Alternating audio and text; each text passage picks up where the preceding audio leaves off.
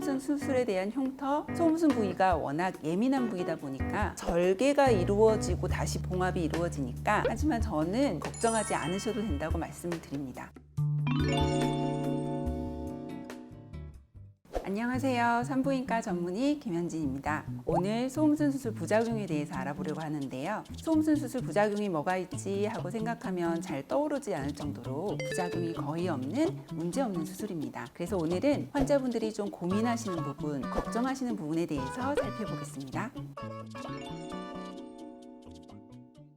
소음순 수술 후에 흉터가 남을까봐 걱정하시는 분들이 많은데요. 소음순 수술에 대한 흉터 크게 걱정 안 하셔도 됩니다. 과거에는 소음순 수술을 메스로 절개를 했는데요. 지금은 베살리우스 레이저로 섬세한 디자인이 가능하고 매끄러운 절개선을 만들 수 있습니다. 수술 자국이라고 말하는 꿰맨 자국을 최소화하기 위해서 일반적인 봉합 방식이 아닌 성형외과 스타일의 수처 방식인 매몰 봉합으로 진행하고 있습니다. 또한 소음순 부위 자체가 회복력과 재생력이 워낙 좋은 곳이라서 흉터에 대한 걱정은 안 하셔도 될 것 같습니다. 소음순이 아무리 불편해도 수술 후 통증 때문에 무서워서 몇 년간 고민이신 분들이 많으신데요. 소음순 부위가 워낙 예민한 부위다 보니까 그쪽을 절개해서 봉합하면 안 아플 수가 없어요. 저희가 퇴원할 때 드리는 진통소염제가 있는데 그 진통소염제로 조절될 수 있는 통증으로 만들어 드리기 위해서 노력을 많이 합니다. 우선 통증의 종류는 부어서 생기는 통증이 있거든요. 많이 붓는 경우는 수술 시간이 길고 출혈이 조절이 안 됐을 때 많이 붓습니다. 레이저로 수술하게 되면 작은 출혈까지 조절이 되므로 수술 시간이 단축되고 출혈도 더 적게 됩니다. 환자분들이 하셔야 될 건 수술 후에 2-3일간 얼음찜질을 하시면 덜 부어서 통증이 덜해집니다. 또 다른 통증은 실에 의한 통증인데요. 예민한 부위이므로 실 자체에 의해서 베이는 느낌 그리고 찌르는 느낌의 통증이 발생할 수 있습니다.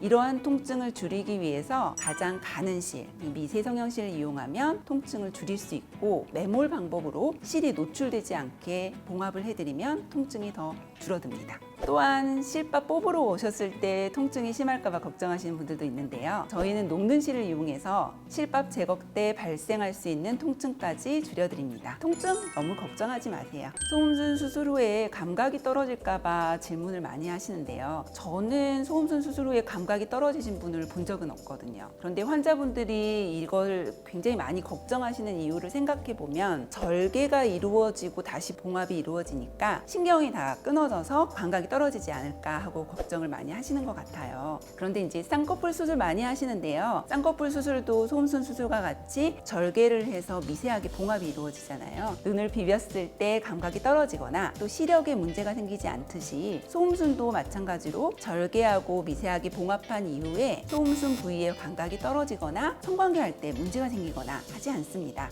소음순 수술 후에 재발을 걱정하시는 분들이 많습니다. 하지만 저는 걱정하지 않으셔도 된다고 말씀을 드립니다. 우선 소음순 수술 결심하고 오시는 분들은 굉장히 음액 부분과 소음순이 연결되어서 심한 케이스가 많거든요. 그런 범위를 축소시켜 드리고 두께를 조정해 드려서 얇고 슬림하고 작게 만들어 드린 이후에 다시 예전처럼 소음순이 커지거나 자라진 않습니다. 따라서 재발을 걱정하실 필요는 없는데요. 얼굴도 안면 윤곽 성형을 받아 갸름하게 된 얼굴이 다시 뼈가 자라서 커지진 않듯이 소음순 부위도 다시 자라진 않습니다. 하지만 출산 후나 나이가 들어서 늘어났다는 분들은 탄력이 떨어져서 조금 늘어나게 느끼시는 것 뿐입니다. 대개는 다시 수술을 생각할 정도로 늘어나지 않습니다. 소음순 수술 후에 다시 까매질까봐 착색도 걱정하시는 분들이 많은데요. 소음순 미백 레이저가 있으니 걱정을 안 하셔도 됩니다. 소음순 미백 레이저를 받아서 한 톤 밝아지고 추후에 또 거칠어지거나 어두워지면 다시 미백 레이저는 받으실 수 있습니다.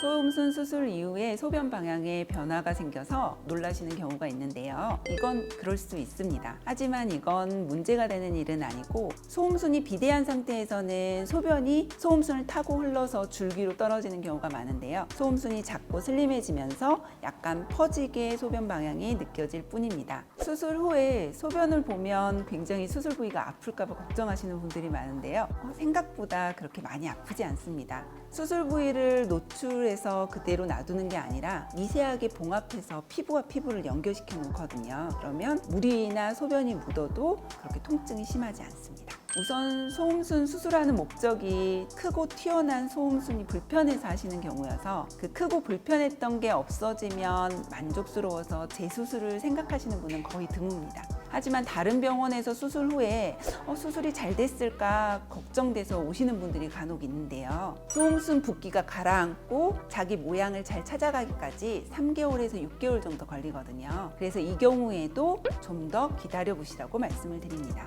그러나 그 이후에도 만약에 소음순 모양이나 두께, 색깔 교정을 원하시는 분들은 충분히 교정이 가능하니 내원하셔서 상담을 받으시면 됩니다.